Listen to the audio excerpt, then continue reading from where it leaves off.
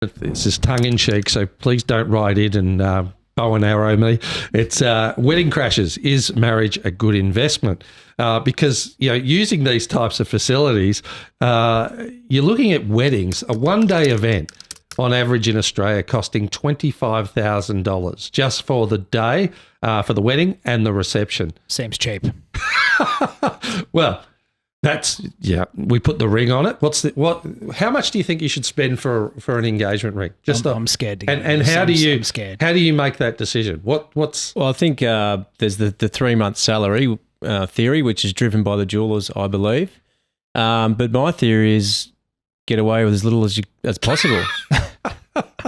Well, what's really interesting about this 3-month salary, in the 1930s, a mining and diamond retailer called De Beers, through their marketing department, created the idea that a person should spend 1 month's salary, and that was the magic number to buy an engagement ring. So that flooded the market.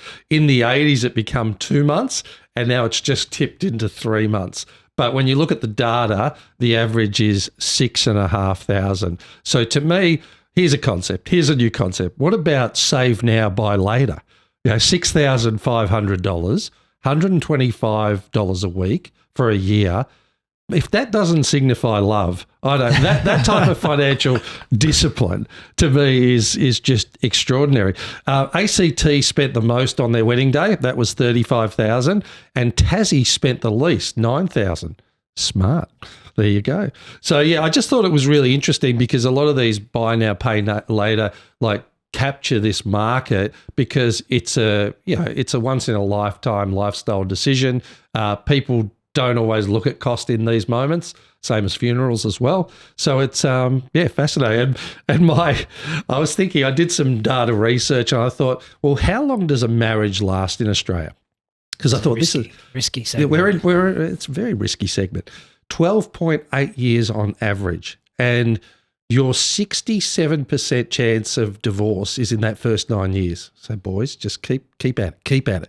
I'm over 15 now. I'm right, but I thought that's really interesting in itself. 1 in 3 marriages end in divorce in Australia, but we're much more resilient. In the US, it's 50%, and they spend $50,000 on their weddings, and they only last for 8 years. Second marriages, how long do you think what's the percentage that break down? Second marriages, rough guess. I would say less.